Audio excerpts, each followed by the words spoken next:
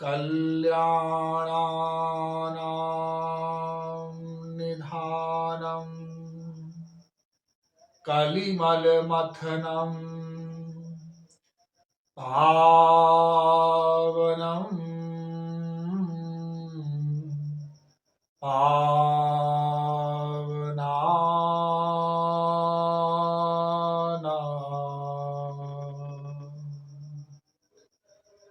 पाथेयं यन्मुमुक्षु सपद परिपद प्राप्तये प्रस्थितस्य विश्रामस्थानमेकं कविवरवचसां जीवनम् सज्जनानां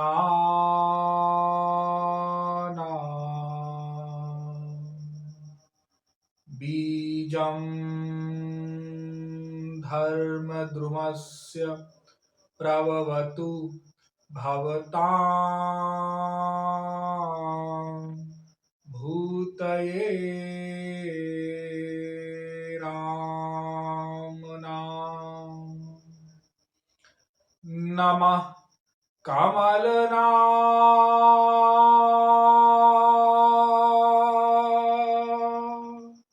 भाय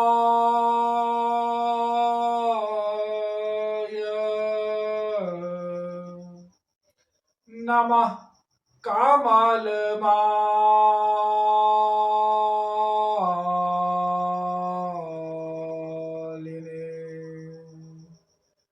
नमः कमलपादाय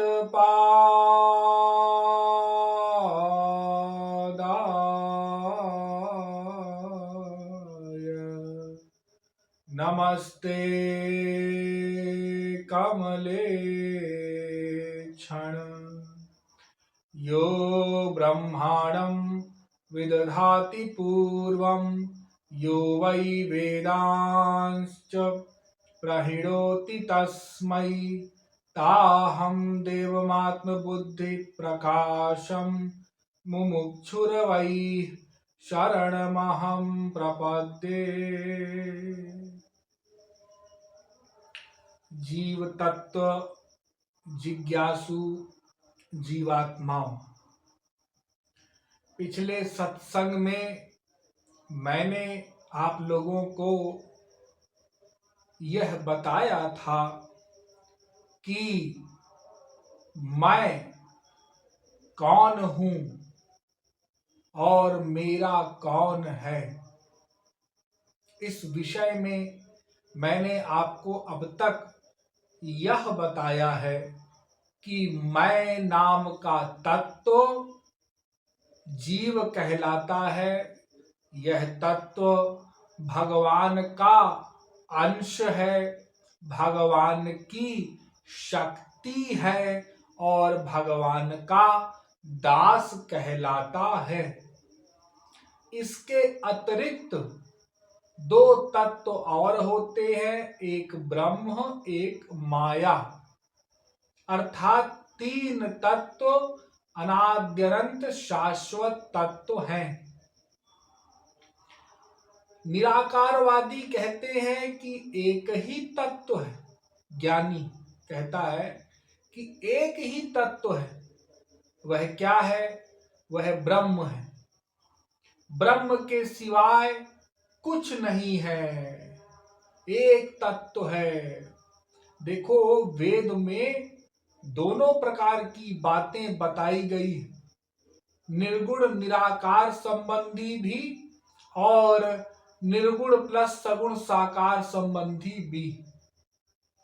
वेद कहता है, जो निराकार की ऋचाएं हैं वे कहती हैं कि एकमेवा द्वितीयम ब्रह्म, एक ब्रह्म है बस।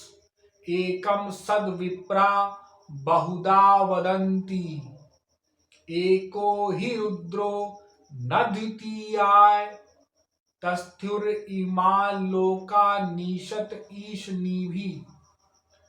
एक ही तत्व है बस, उसके सिवाय दूसरा कोई तत्व नहीं है, वो एक ही ब्रह्म सब कुछ है। तो क्यों जी, फिर ये हमको संसार क्यों दिखाई पड़ रहा है? ये संसार, ये अलग अलग इतने सारे प्रकार के वस्तु व्यक्ति क्यों दृष्टिगोचर हो रहे हैं? तो उनका उत्तर आया कि देखो, ये संसार भ्रम है, ये भ्रम हो गया, तो भ्रम के कारण ये संसार दिखाई पड़ रहा है। अच्छा, भ्रम हो गया। हाँ, जैसे रस्सी में सांप का भ्रम हो जाता है, रज्जौ यथाहेर भ्रमः, उसी प्रकार ये ब्रह्म में संसार का भ्रम हो गया, तो ये संसार दिखाई पड़ रहा है। ये एग्जाम्पल दिया। अब देखो ये एग्जाम्पल कितना गलत है, इसको समझो। रस्सी में सांप का भ्रम हो गया। हाँ, तो देखो, रस्सी और सांप दोनों अलग अलग वस्तु है। हाँ, अलग अलग वस्तु है, और यहां ब्रह्म को और संसार को एक ही बता रहे हैं। हाँ, एक ही बता रहे हैं। अब देखो, रस्सी और सांप में भ्रम उसको होगा जिसने दोनों को देखा होगा। हाँ, और ब्रह्म में संसार का भ्रम हो गया, तो ब्रह्म का साक्षात्कार कैसे हो सकता है? ब्रह्म तो निराकार है और ये संसार साकार है। और देखो, ये संसार का एक दिन लय होगा। हाँ, यतो वाई मानी भूतानि जायन्ते येन जातानि जीवन्ति यत् प्रयन्त अभिशम विशन्ति। ये संसार भगवान से प्रकट हुआ है, भगवान में लय होगा। ये तो मानते हैं ना अद्वैती? हाँ, मानते हैं इस बात को। लेकिन क्या रस्सी में सांप का लय होता है? नहीं, रस्सी पृथक है, सांप पृथक है, उनका कोई आपस में ऐसा कोई संबंध नहीं। और ना रस्सी से सांप प्रकट हुआ। अरे देखो, ब्रह्म से संसार प्रकट हुआ, भगवान ने बनाया। सो कामयत बहुश्याम प्रजा येति सा तपो तप्यत सा तपस्तप्त्वा इदम सर्वम सृजत।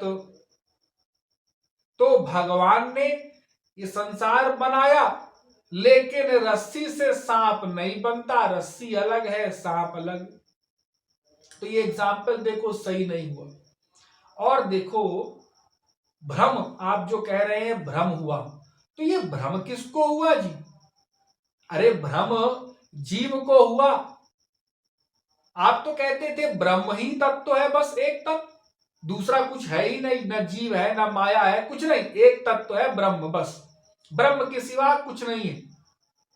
तत्त्वम असि, तू वही है, वही माने ब्रह्म है। अहम ब्रह्मास्मि, सब कुछ ब्रह्म ही ब्रह्म है, मैं ब्रह्म हूं, ये चिंतन करो। यही तो ज्ञानी लोग साधना भी बताते हैं कि अपने आप को ब्रह्म मानो, ब्रह्म तुम ब्रह्म हो। तो बताओ, ब्रह्म को भ्रम कैसे हो गया?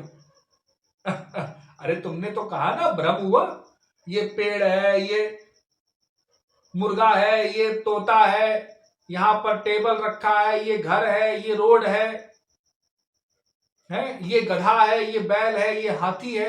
ये भ्रम जो हो रहा है, ये भ्रम ब्रह्म को कैसे हो गया? अरे ब्रह्म तो सदा ज्ञान से युक्त है, ब्रह्म को अज्ञान कैसे आ गया? अच्छा, वो क्या है कि जिस ब्रह्म को अज्ञान ने दबा लिया, वो अज्ञान से युक्त हो गया। जब वो ज्ञान से युक्त हो जाएगा तो ब्रह्म हो जाएगा, नहीं तो जब अज्ञान से युक्त था तब जीव था। है, ये कैसी बात हुई? अरे ब्रह्म को भी अज्ञान ने दबा लिया, तो फिर अज्ञान बड़ा हो गया, ब्रह्म कहां बड़ा हुआ? और फिर ऐसे अज्ञान यदि दबा लेगा तो फिर तो सैकड़ों जो ब्रह्म बनेंगे, और इतनी उपासना करके, साधना करके, ब्रह्म ज्ञान करके, और फिर अज्ञान धर दबोचेगा। तो फिर अज्ञानी हो जाएंगे। तो फिर ऐसे कैसे काम बनेगा जी? हाँ, अच्छा अच्छा, वो और फिर ये बताओ, भ्रम समझते हो क्या होता है? हाँ, अरे भ्रम माने सबको अलग अलग वस्तु का भ्रम हो जाए। अरे यहां पर किसकी परछाई दिखाई पड़ी, यहां पर क्या ऐसा भ्रम हुआ, और सबको एक सा ही भ्रम हो रहा कि यहां पर पेड़ है, हाँ, यहां पर ये गाय खड़ी है, हाँ, यहाँ ये बैल बंधा हुआ है, हाँ, ये सड़क है, हाँ, ये मकान है, ये दुकान है, ये आदमी है, ये सबको एक ही सा भ्रम हो रहा। अरे भ्रम तो सबको अलग अलग होना चाहिए ना, सबको एक ही जैसा भ्रम हो रहा, ये कैसी बात हुई? खुद सोचो। तो एक आए बिंब प्रतिबिंबवाद वाले, उन्होंने कहा देखो जैसे किसी चीज की परछाई होती है ना, वैसे ही ब्रह्म की परछाई है ये संसार। अब बताओ, तो वेद में समझना होगा, जो लोग कहते हैं केवल ब्रह्म ही है सब कुछ, नहीं, वेद यह भी कहता है संयुक्त में तत्क्षरमक्षरम चा व्यक्ता व्यक्तम भरते विश्वमीशा अनीशश्चात्मा बद्धते भोक्तृभावाज ज्ञात्वा देवम मुच्यते सर्वपाशैः सर्वा जीवे सर्व संस्थे बृहन्ते अस्मिन् हंसो भ्रामते ब्रह्मचक्रे पृथगात्मानं प्रेरितारं च मत्वा जुष्टस्ततस्तेनामृतत्वमेति। अरे पृथक है तीसरा तत्व, ब्रह्म जीव माया तीन तत्व होते हैं, ये सनातन है, एक ही तत्व नहीं, तीन तत्व होते हैं, भगवान की तीन शक्तियां होती हैं। तो निर्गुण निराकार वाली भी ऋचाएं हैं और सगुण साकार की भी ऋचाएं हैं, दोनों प्रकार की बातें, कहीं एक तत्व के विषय में लिखा गया है, कहीं तीन तत्व के विषय में लिखा गया है। वो एक तत्व इसलिए कह दिया गया कि देखो एक ही ब्रह्म की सब शक्तियां हैं, ये जीव और माया भगवान की शक्ति है, इसलिए एक तत्व लिख दिया गया। अरे है तो शक्ति ना, इसीलिए हाँ एक ही है। जैसे कह दिया जाता है ना, एक ही बाप के सब लड़के हैं, ये लड़कियां हैं, लेकिन है तो सब पृथक पृथक, उसी प्रकार से कह दिया गया। लेकिन इसका अभिप्राय ये ना निकाला जाए कि सब के सब ब्रह्म हो गए।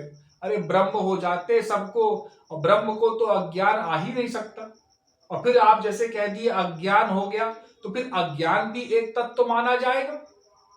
और यहां तो अनाद्य अनंत शाश्वत एक ही तत्व था ब्रह्म, तो फिर ये अज्ञान भी तत्व आ गया, ये कहां से आया, ये कहां से पैदा हुआ, और फिर एक दिन चला जाएगा? हाँ चला जाएगा, ये कैसी बात हुई? तो एक ही तत्व मानना इस प्रकार से सही नहीं है, तीन तत्व होते हैं, ब्रह्म जीव माया। क्षरम प्रधान अमृता क्षरम हरः क्षरात्माना वीशते देव एकः तस्या अविद्यानात् योजना तत्वभावाद भूयश्चान्ते विश्व माया निवृत्ति। तो तीन तत्व ब्रह्म जीव माया आप लोग याद रखेंगे, ये सनातन तत्व है। तो मैं कौन हूं? मैं भगवान का अंश हूं। मैंने बताया था ना पिछले सत्संग में, आप लोग जो नहीं सुने सुन लेंगे जाकर के। तो मैं भगवान का अंश हूं, शक्ति हूं और दास हूं। ये दास कैसे कह रहे हैं आप? दास कैसे हूं मैं? दास देखो, मैं चाहता क्या हूं? मैं आनंद चाहता हूं। विश्व का प्रत्येक जीव एकमात्र आनंद ही चाहता है, बस आनंद के लिए ही प्रतिक्षण कर्म कर रहा है। प्रत्येक जीव, कुत्ता बिल्ली गधा हाथी मच्छर कीट पतंग इत्यादि सब के सब एकमात्र आनंद के लिए ही प्रतिक्षण कर्म कर रहे हैं, एकमात्र आनंद ही चाहते हैं। और आनंद क्या है? आनंद है भगवान। आनंदो ब्रह्मिति वजानात आनंदाधेव खल्विमानि भूतानि जायन्ते आनंदेन जा तानि जीवन्ति यत् प्रयन् अभिशं विशन्तीति। तो आनंद ब्रह्म है, ब्रह्म का पर्यायवाची शब्द है आनंद, और मैं आनंद चाहता हूं, इसलिए मैं आनंद का दास हूं, इसलिए भगवान का, ईश्वर का भी दास हूं। तो ये बात सिद्ध हो गई कि मैं भगवान का अंश हूं और साथ में दास भी हूं। तो मैं अणु है, सूक्ष्म है, हृदय में वास करता है, भगवान भी हृदय में रहते हैं। जब ये मैं शरीर छोड़ करके जाता है तो इसके साथ वही उसका सखा द्वासोपर्णा सयुजा सखाया, वो साथ जाता है। वो भगवान कभी हमारा साथ नहीं छोड़ता, वो हमारा सब कुछ है। सुबालोपनिषद कहता है, दिव्यो देव एको नारायणो माता पिता भ्राता निवासः शरणं सुहृत् गति।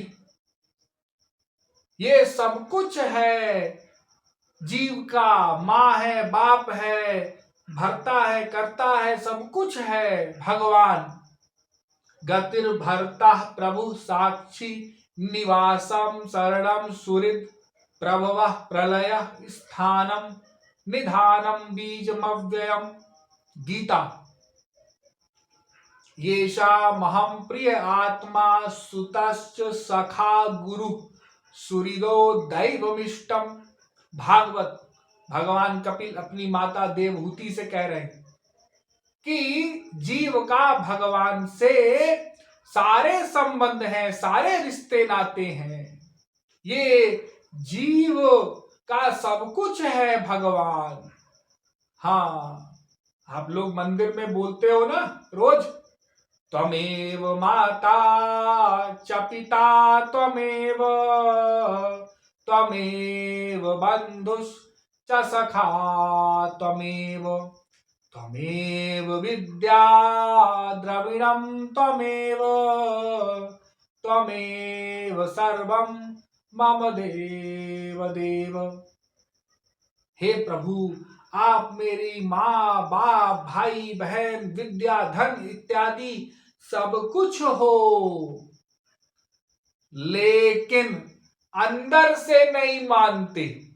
मुख से तो बोल देते हैं, वेद मंत्र भी लोग रट लिए हैं, लेकिन भीतर से ये शरीर की माँ माँ है, शरीर का बाप बाप है, शरीर का भाई भाई है, शरीर की बहन बहन है, शरीर की विद्या विद्या है।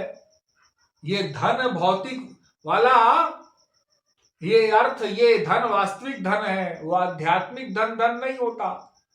तो भीतर से हम नहीं मानते। क्यों? क्योंकि अपने आप को देह मानते हैं, शरीर मानते हैं, अपने आप को मैं नहीं मानते, रियलाइज नहीं करते, जीव नहीं मानते। संत के पास नहीं जाते, श्रवण नहीं करते, सत्संग नहीं करते, ध्यान नहीं करते, और भौतिकवाद में ही रुचि हमारी बढ़ती जा रही है। इसके कारण हम जो वास्तविक तत्व ज्ञान है, वास्तविक जीव ब्रह्म माया का तत्व ज्ञान, उससे दूर होते जा रहे हैं। तो हमें अनुभव में लाना होगा। तो मैंने बताया था कि प्रत्यक्ष और अनुमान प्रमाण द्वारा मैं और मेरे का ज्ञान नहीं हो सकता। एकमात्र शब्द प्रमाण द्वारा ही भगवान को और मैं को जाना जा सकता है। और शब्द प्रमाण में मैंने आपको 3 प्रस्थान बताए थे, श्रुति प्रस्थान, स्मृति प्रस्थान, न्याय प्रस्थान। तो भगवान को क्यों नहीं जाना जा सकता? एक प्रश्न आता है। उसके बाद आएगा कि भगवान को कैसे जाना जाए। ये जो कह दिया गया कि भगवान को नहीं जाना जा सकता। इंद्रियाणि पराण्याहुर इंद्रियेभ्यः परम मनः मनसस्तु परा बुद्धिर यो बुद्धे परतस्तु सः। इंद्रिय मन बुद्धि से परे होता है भगवान, इसलिए इंद्रिय मन बुद्धि से ग्राह्य नहीं हो सकता। इंद्रियां ये हमारी मायिक है और भगवान दिव्य है, इसलिए हमारी इंद्रियों द्वारा भगवान का शब्द स्पर्श रूप रस गंध इत्यादि ग्रहण नहीं किया जा सकता। इसका भगवान का साक्षात्कार नहीं हो सकता। हम नहीं देख सकते सरल भाषा में अपनी आंखों द्वारा। क्यों? क्योंकि भगवान दिव्य है, हमारी आंखें माइक हैं। दिव्यो या मूर्ता पुरुषा, वो दिव्य है भगवान और हमारी आंखें ये सब माया से बनी है। इसके लिए आंखों को दिव्य होना पड़ेगा। वो आगे बताएंगे। भगवान यत्श्रोत्रेण न शृणोति येन श्रोत्रमिदं सुतम तदेव ब्रह्म त्वं विद्धि नेदं यदिदमुपासते।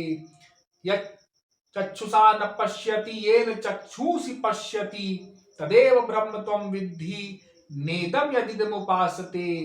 यन्मनसा न मनुते येनाहुर्मनोमतं तदेव ब्रह्म त्वं विद्धि नेदं यदिदमुपासते। यत्प्राणेन न प्राणीति येन प्राणः प्रणीयते तदेव ब्रह्म त्वं विद्धि नेदं यदिदमुपासते। तो भगवान ये मन, ये प्राण, ये आंखें और ये कान, ये नासिका इत्यादि ये भगवान की शक्ति पाकर के वर्क करती हैं। आंख देखने का कार्य करती है, कान सुनने का कार्य करता है, मन सोचने का कार्य करता है। किसकी शक्ति से? भगवान की।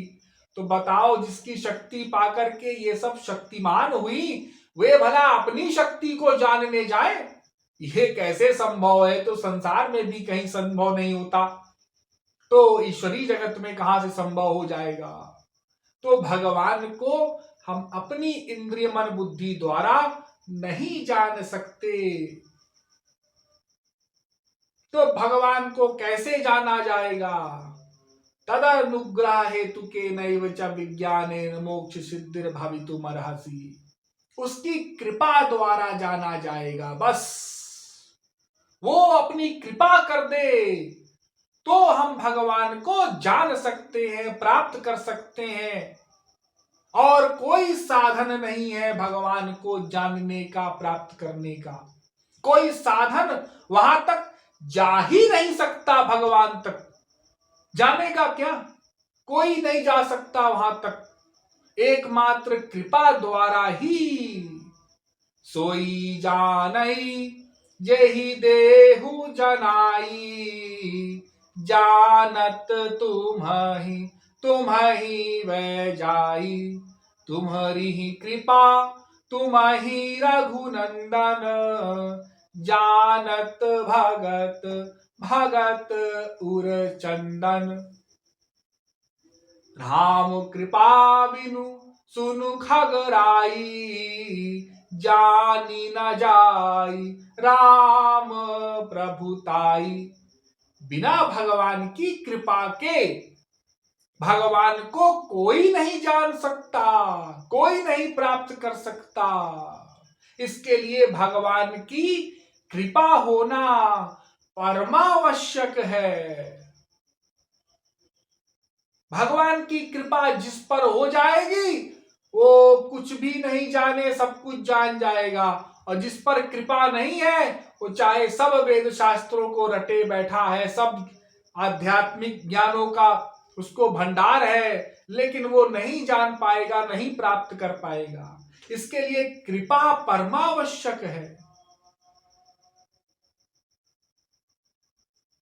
बिना विष्णु भक्त्या कल्प कोटि भीर मोक्षो न विद्यते। शंकराचार्य ने भी माना बिना भक्ति के कोटि कल्प कोई कुछ करे, कोई साधन करे, वो भव सागर से पार नहीं जा सकता। भक्ति करना होगा कृपा पाने के लिए। वो कृपा का आधार है भक्ति। तो मैं भगवान का अंश हूं, मैं अणु हूं, सूक्ष्म हूं, हृदय में वास करता हूं। ना मैं सर्वव्यापक हूं और ना ही शरीर परिमाण के बराबर हूं, और मेरा भगवान से ही एकमात्र रिश्ता नाता है। तो भगवान को प्राप्त करना आवश्यक है। ऐसा क्यों, आप प्रश्न कर सकते हो, ऐसा क्यों? तो उसके विषय में अगले सत्संग में बताएंगे। आज के लिए इतना ही। बोलिए वृंदावन बिहारी लाल की।